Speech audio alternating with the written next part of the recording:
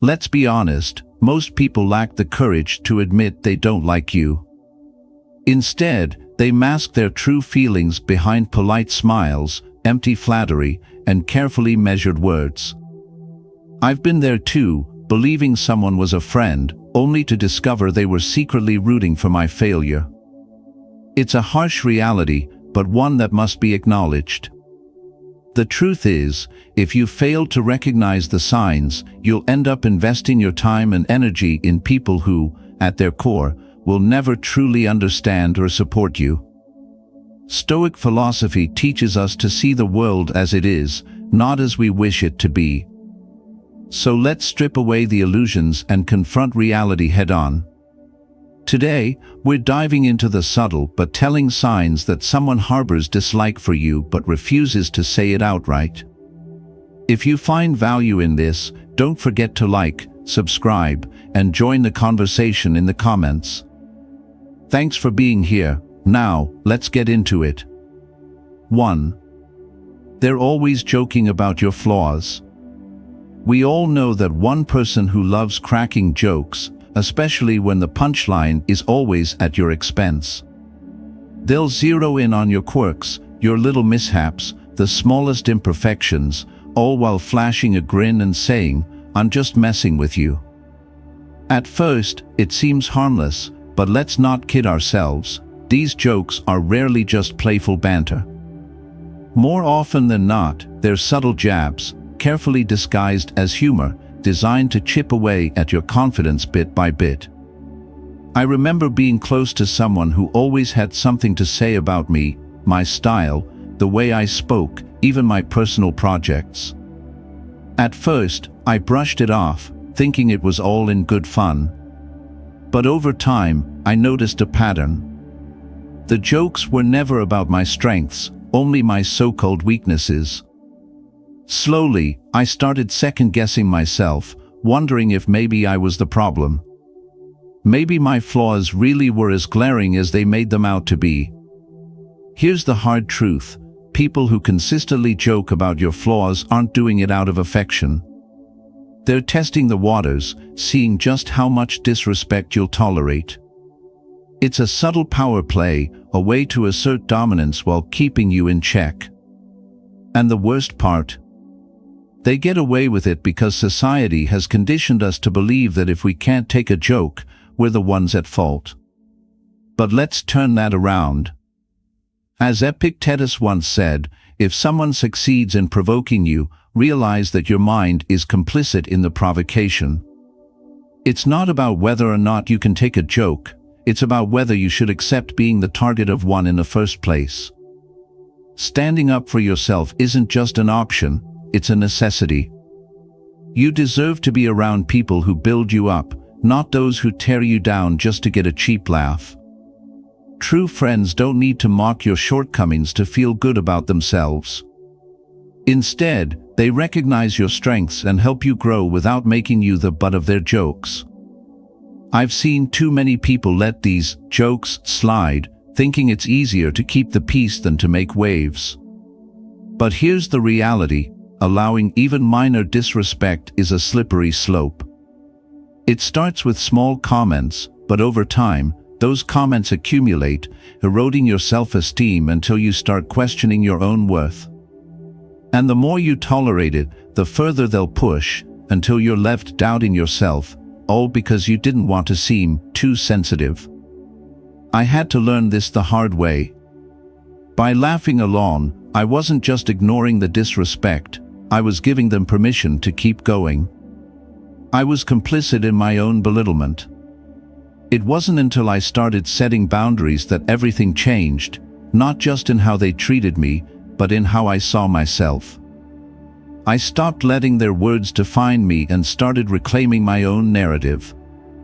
As Marcus Aurelius wisely put it, it is not the truth that hurts us, but the opinions we take on as truths.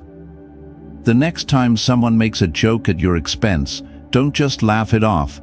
Pause and ask yourself, is this really funny?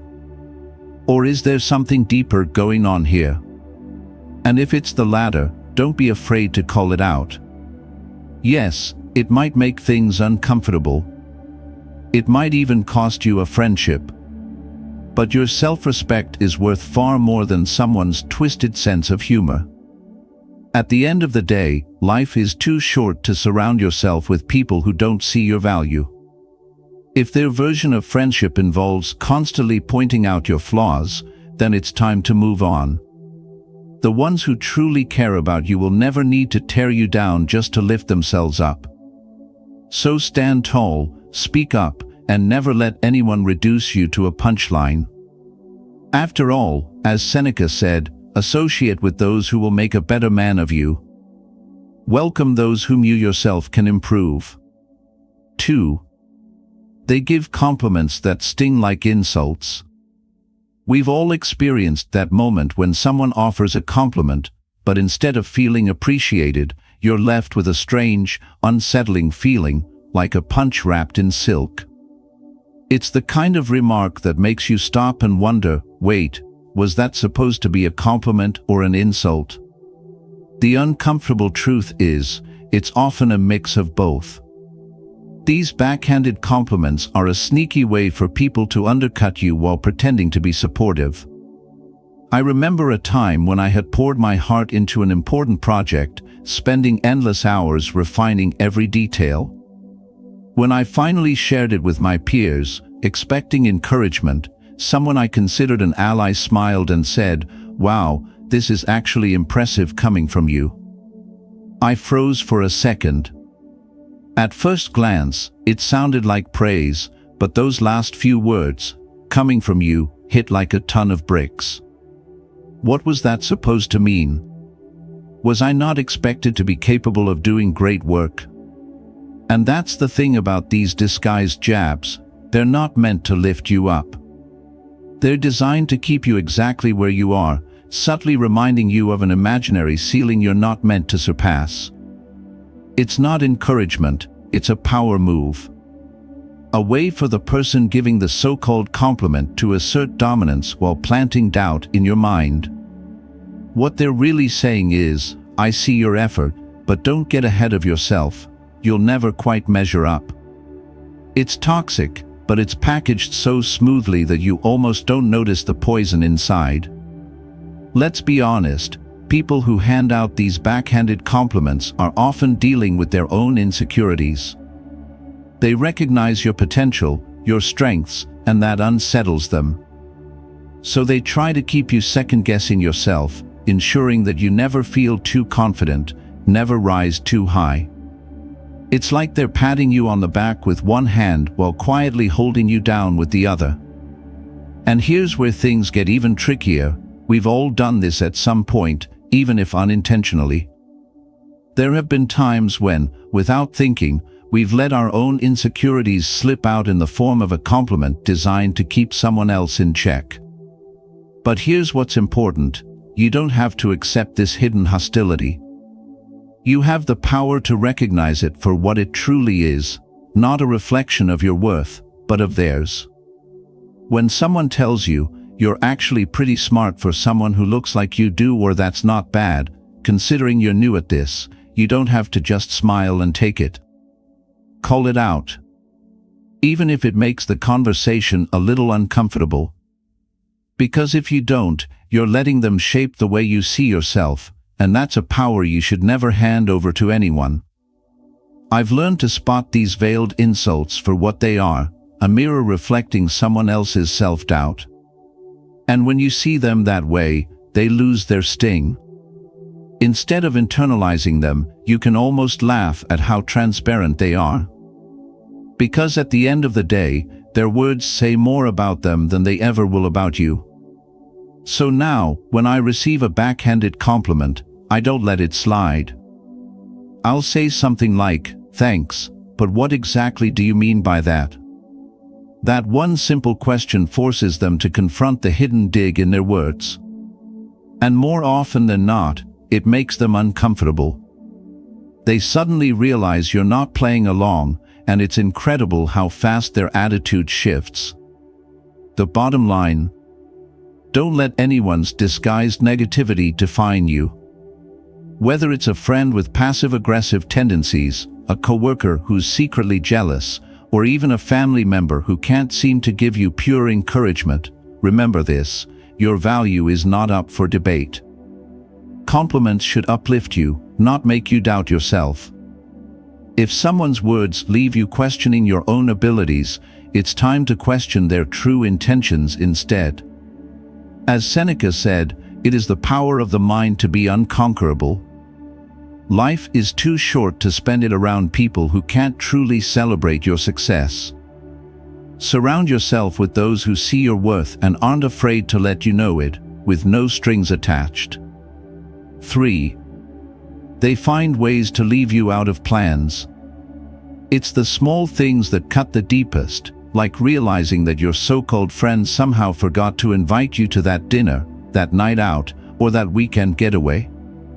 They'll act surprised, claim it was an oversight, or even worse, assume you were too busy anyway. But let's be honest, these aren't just innocent mistakes. This is social exclusion at its most calculated form, and it's a painful sign that you're not as valued as you thought. I've been on the receiving end of this too many times. I remember one Saturday afternoon, scrolling through my phone, only to stumble upon photos of a group of friends having an amazing time at an event I would have loved to attend. The worst part? No one had even mentioned it to me beforehand. When I casually brought it up later, their excuses came pouring in. "Oh, we thought you had other plans, or it all happened so last minute." But deep down, I knew the truth. If they had actually wanted me there, they would have made sure I knew about it. And here's where it gets even more uncomfortable: this kind of exclusion isn't just forgetfulness. It's intentional. It's a silent message disguised as an accident. They don't want you there, but instead of being upfront about it, they take the easy way out. They'd rather you quietly fade out of the group on your own than have an uncomfortable conversation. It's passive-aggressive. It's cowardly. But the worst part? It's extremely common. People don't talk about it much because it's easier to pretend it's not happening. It's easier to accept the excuses, to tell yourself it really was just an innocent mistake, rather than confront the painful reality: you're being pushed out. But here's the truth: the more you accept those excuses, the more you give them permission to continue treating you this way. You're letting them dictate your place in their world instead of taking control of your own. I had to learn this lesson the hard way. For a while, I kept brushing it off, hoping that maybe next time, things would be different. But then I realized something: by staying silent, I was allowing myself to be treated like an afterthought. So I did something that made people uncomfortable. I started calling them out. I'd ask, "Hey, I saw you guys went out last weekend. How come no one mentioned it to me?" It wasn't easy. It made things awkward. But it also forced them to face their behavior. And you know what? The dynamics shifted. Some people got defensive. Others tried to make up for it. But the message was clear: I wasn't going to let them push me aside without speaking up. Here's the deep truth: if people truly want you in their life, they'll make an effort to include you, no matter how last minute the plan is. And if they don't, then maybe it's time to reevaluate how much space they deserve in your life. You shouldn't have to beg for a seat at the table. You deserve to be around people who don't make you feel like you're constantly fighting for a spot in their world. Real friends don't just remember to invite you, they make sure you're there, because they actually enjoy your presence.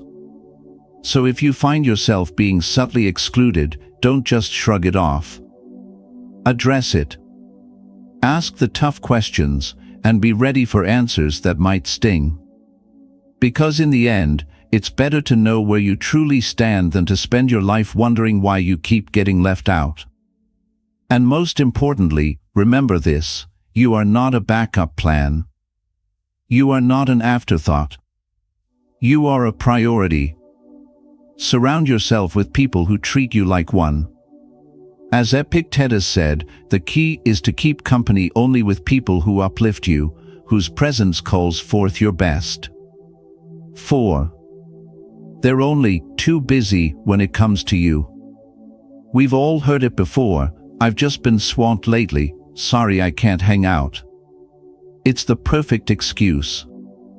After all, who isn't busy? But then, you start noticing a pattern. Somehow, they always have time for others. You see them posting photos from brunch, catching up with mutual friends, making spontaneous plans. But when it comes to you, suddenly, their schedule is packed. Here's the harsh reality: they're not too busy. They're just too busy for you. I've been in that frustrating position more times than I'd like to admit. I remember reaching out to a friend I used to be close with, trying to make plans. Every time I suggested something, they had a reason why it wouldn't work. Work's crazy right now. I'm just so overwhelmed. Let's try next week. Meanwhile, I'd see them out, laughing, grabbing coffee, going to concerts, always managing to find time for everyone except me. It took me longer than I'd like to admit to recognize the pattern. The message they were sending was crystal clear: I was no longer a priority in their life. And this is where it gets uncomfortable.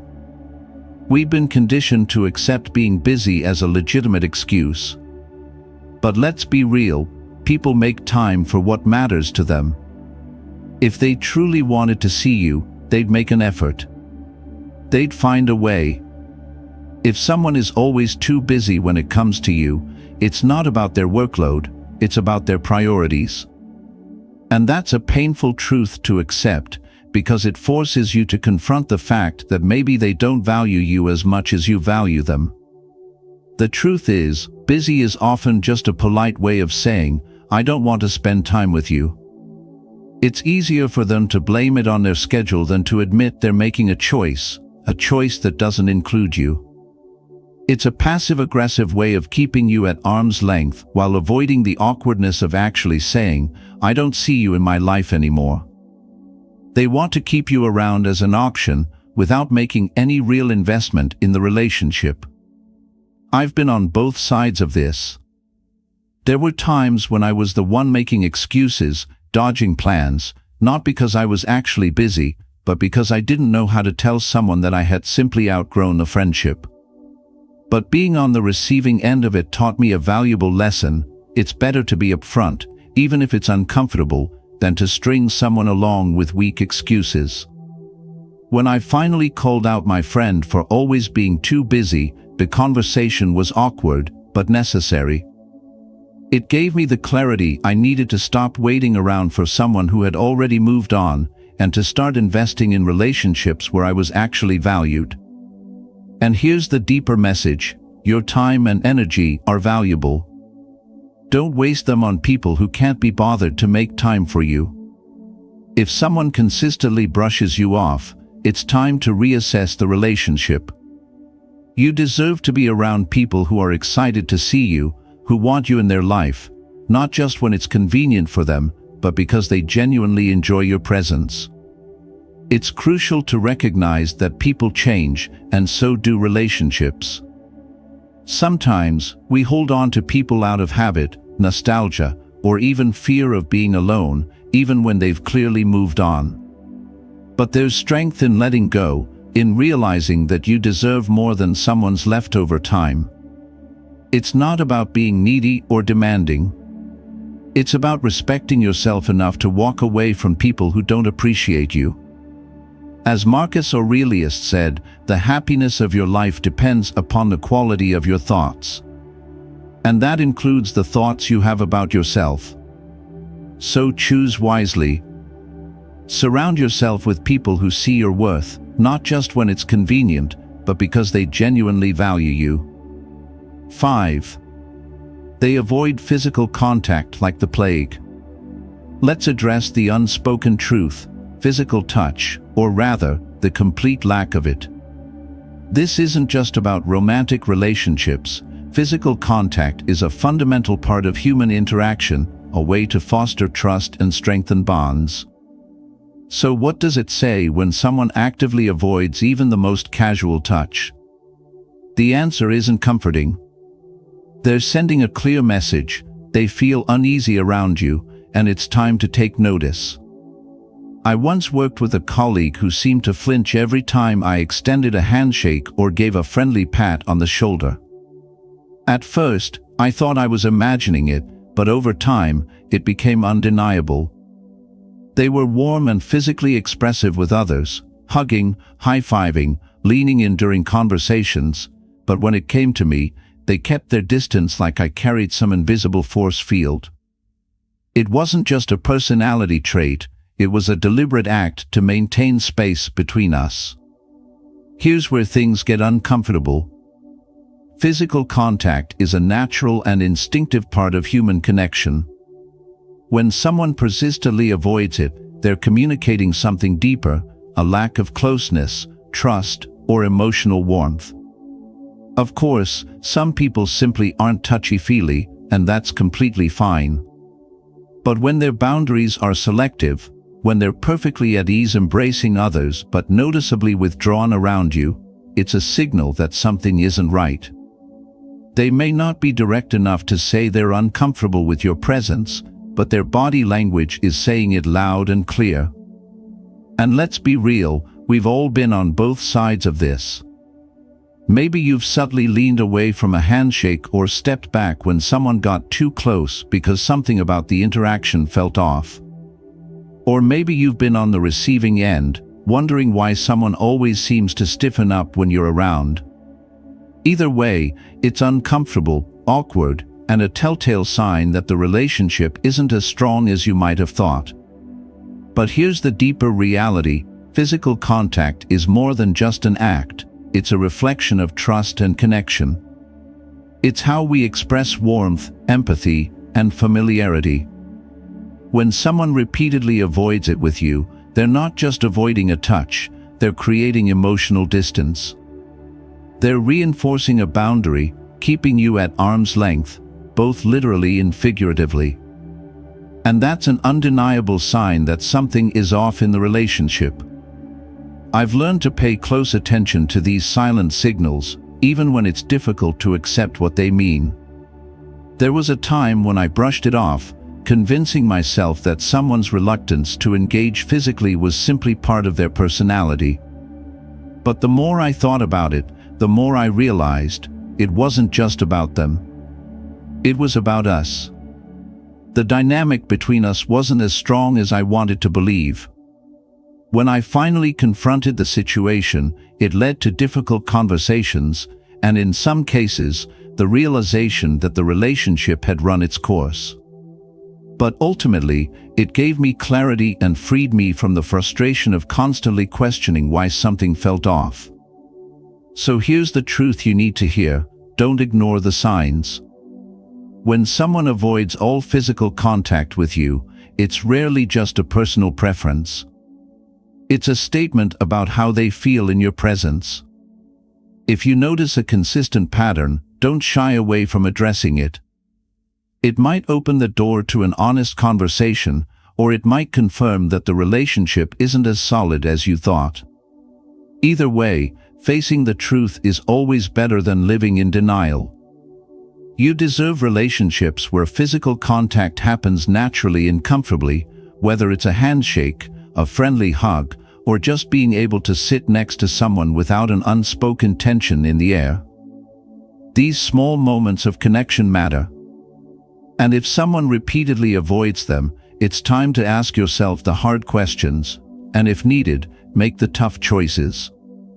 As Seneca wisely said, a friendship that can end never really began.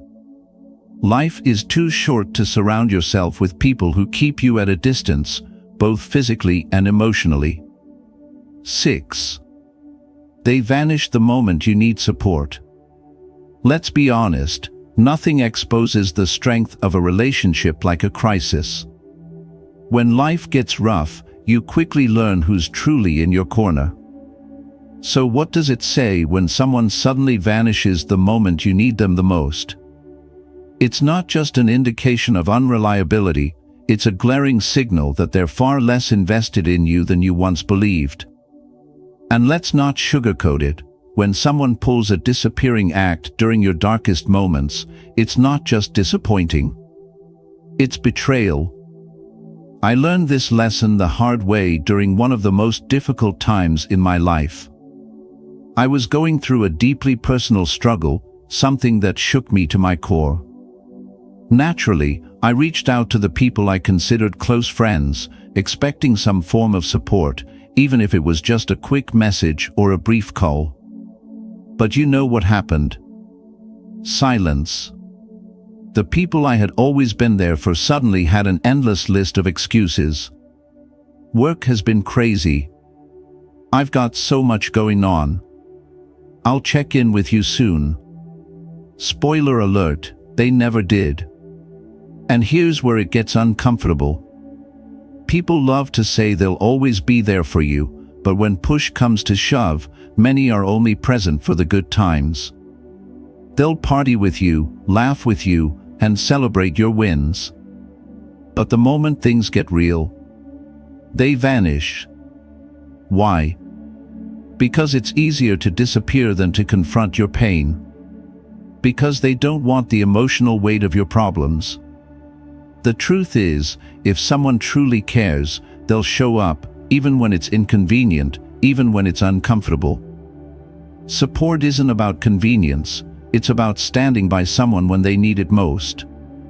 The ones who disappear in those critical moments aren't just being thoughtless, they're revealing exactly how much, or how little, you actually mean to them. I remember the gut-wrenching feeling of realizing that the same people I had supported, during their heartbreaks, their family problems, their career failures, couldn't be bothered to do the same for me. It was a painful wake-up call, but one I desperately needed. Because not everyone who smiles at you is truly in your corner. Some people only stick around for the fun, not the struggle. And the sooner you recognize that, the better. Here's the deeper truth. Real relationships are built on mutual support. Anyone can be there when things are easy, but the real test of any friendship, any connection, is how people respond when your world is falling apart. If someone disappears the moment you need them, they weren't really there in the first place. But don't let their absence make you bitter, let it make you wiser. Use it as a filter to separate the people who deserve your energy from those who don't. The ones who check in, who show up even when it's inconvenient, who listen when they have nothing to gain, those are the relationships worth nurturing. At the end of the day, life is too short to invest in people who are only there when the sun is shining. Surround yourself with those who will stand by you in the storm. Because when you find the rare individuals who stay, even when the odds are against you, you've found something truly valuable. And as for those who disappear, let them. They've already shown you their true colors. As Epictetus wisely said, the key is to keep company only with people who uplift you, whose presence calls forth your best. 7. They gossip about you behind your back. Gossip, it's the silent poison that spreads faster than wildfire and has the power to destroy relationships in the blink of an eye. The thing with gossip is, it's never as innocent as it seems. When someone you call a friend speaks about you behind your back, it's not just casual chatter, they're actively undermining your trust, your reputation, and your relationship with them. And let's face it, when someone gossips about you, it's a clear sign that they don't truly respect you, no matter how friendly they appear when you're face to face. I've been the subject of gossip before, and let me tell you, it's one of the most painful experiences.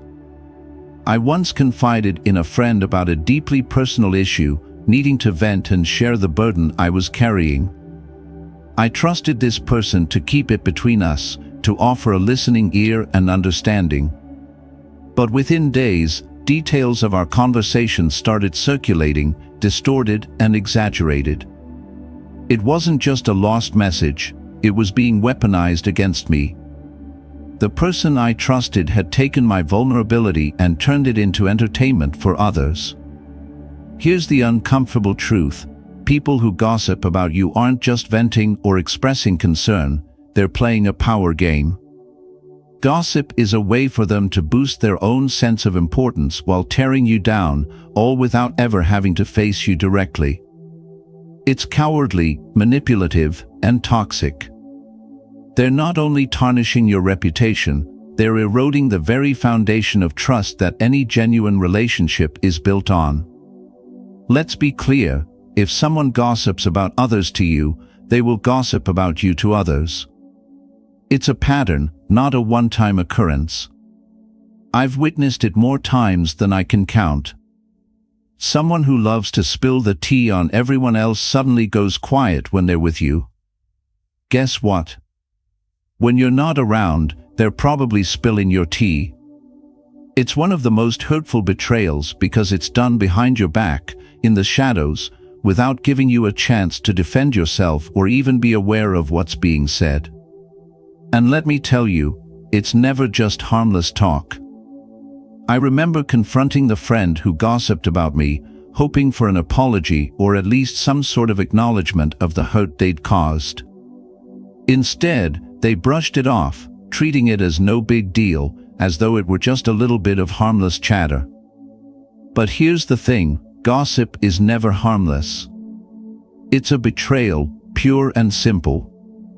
And it speaks volumes about the person spreading it, much more than it says about the person being gossiped about.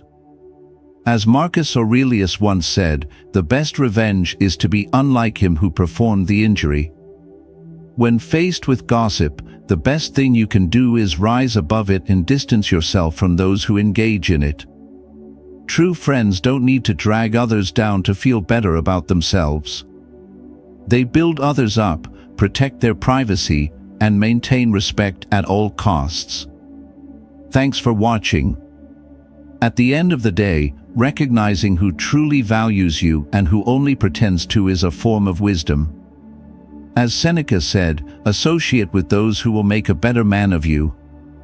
Choose your company wisely and never waste energy on those who don't deserve it. If you found this video helpful, don't forget to like, subscribe, and share your thoughts in the comments. Until next time, stay mindful, stay strong, and continue embracing Stoic philosophy in your journey.